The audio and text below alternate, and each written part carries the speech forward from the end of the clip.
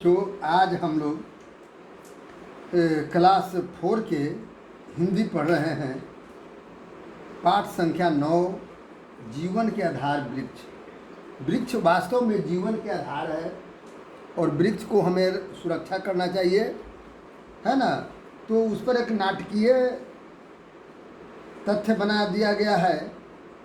एक बहुत बड़ा मैदान में अनेक वृक्ष हैं, लगता है कि उनकी सभा हो रही है और विशालकाय सभा के पतित्व करने के लिए, माने सभापतित्व करने के लिए कौन, लंबा यूकेलिप्टस बरगद के गले में एक बहुत बड़ा माला डाल देते हैं। कौन, यूकेलिप्टस के पेड़ डाल देते हैं। सब वृक्ष खुश हो जाते हैं और अपने पत्ते लगड़ते हैं, मानो वो ताली बजा रहे हैं। तो यूकेलिप्टस कहता है, मैं सभापति जी से प्रार्थना करता हूँ कि वे अपने स्थान ग्रहण करें। और तब बरगद मंच पर बीचों बीच बैठ जाता है और मंच में कुछ चरमरा जाता है। बरगद बैठेगा तो बहुत भारी होते करता है, तो वह निश्चित रूप से वह क्या करेगा, मंच चरमराएगा ही। तो मंच चरमरा जाता है। तो यूकेलिप्टस फिर कहता है, अब मैं सभापति जी की आज्ञा से आज की सभा की कार्यवाही आरंभ करता हूँ। मैं पहले आपको यह बताता हूँ कि यह सभा क्यों बुलाई गई थी। साथियों, आज संगठन का युग है। संगठन में शक्ति है। बिना शक्ति के कोई प्राणी जीवित नहीं रह सकता है।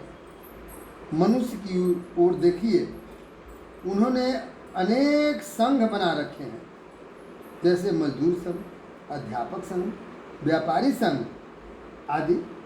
ये संघ मनुष्य को बड़ा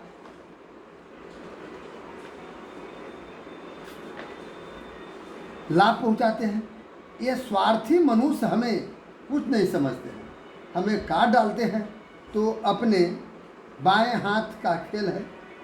हमें अब अपनी रक्षा के लिए कुछ सोचना होगा, संगठन बनाना होगा। अब आदरणीय शीशम भाई, शीशम के पेड़ है ना, से अपना विचार व्यक्त करने के लिए कहता है। तो शीशम मंच के पास आता है और बोलता है, शीशम क्या बोलता है, शीशम के पेड़ देखे ना पहले बच्चों, आदरणीय सभापति जी, मैं भाइयों,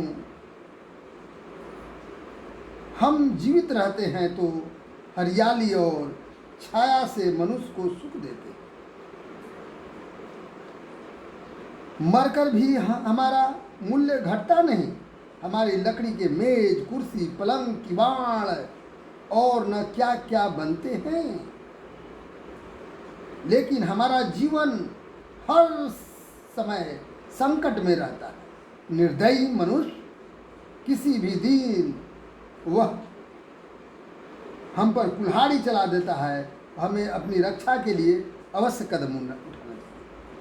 अब यूकेलिप्टस अब फलदार फलों के सम्राट श्री राम जी से विचार सुना रहे हैं।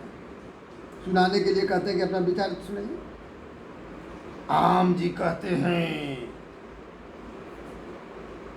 क्या कहते हैं, सभापति जी,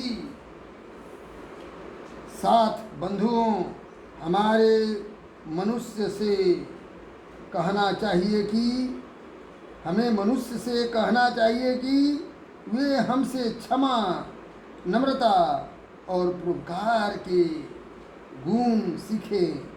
मुझे ही देखिए, लोग मुझे पत्थर मारते हैं और मैं बदले में मीठे मीठे आम देता हूँ। मनुष्य पर क्रोधित नहीं होता। जब मैं फल से लज जाता हूँ तो अधिक नम्र होता हूँ। मेरा विचार में यदि मनुष्य का हृदय परिवर्तन हो जाए तो हम में सताना छोड़ देंगे।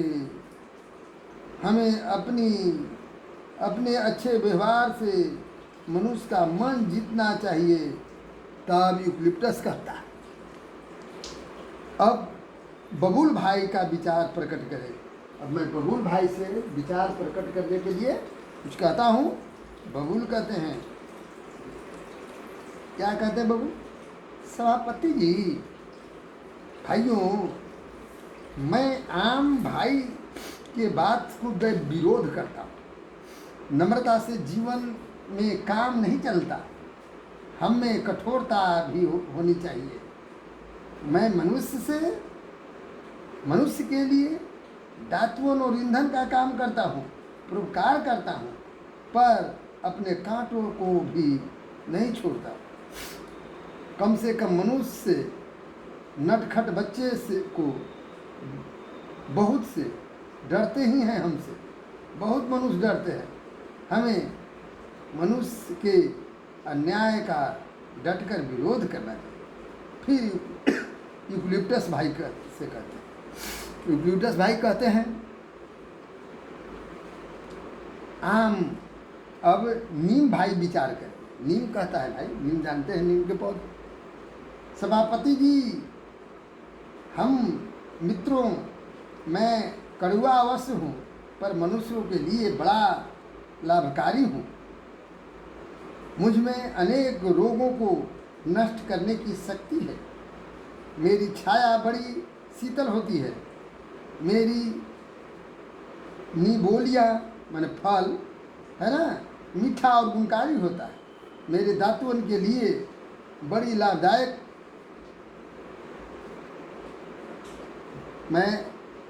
मेरी दातुन तो लाभदायक है ही, फिर भी मनुष्य मुझे काट डालते। हमें अपने बचाव के लिए उपाय अवश्य करने चाहिए। फिर यूकलिप्टस कहते हैं कि अंत में मैं सभापति जी से भाषण, अब सभापति जी भाषण देंगे, आप लोग ध्यान से सुनो। बरगद कहते हैं, साथियों, आपने मुझे सभापति चुना, मैं अत्यंत आभारी हूँ। हम सचमुच मनुष्य का बड़ा उपकार करते हैं। हम मनुष्य के अन्नदाता हैं। जहाँ हम होते हैं वहाँ अच्छी वर्षा होती है। वर्षा से कृषि होती है और कृषि से अन्न उत्पन्न होता है। अन्न से मनुष्य का जीवन चलता है।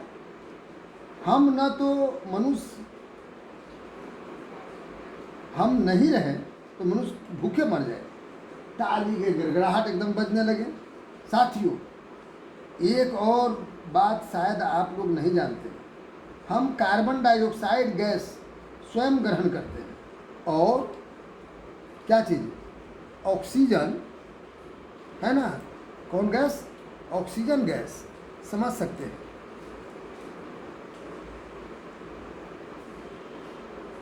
जिसको प्राणवायु कहते हैं, मनुष्य के लिए छोड़ देते हैं। कार्बन डाइऑक्साइड मनुष्य के लिए हानिकारक है और ऑक्सीजन प्राणवायु है, मनुष्य के लिए अनिवार्य है। हम ध्वनि प्रदूषण को भी रोकथाम करते हैं। इसके अलावा भूमि का कटाव भी रोकते हैं।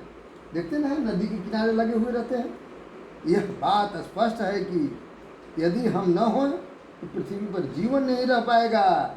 बुद्धिमान मनुष्य इस बात को समझते हैं।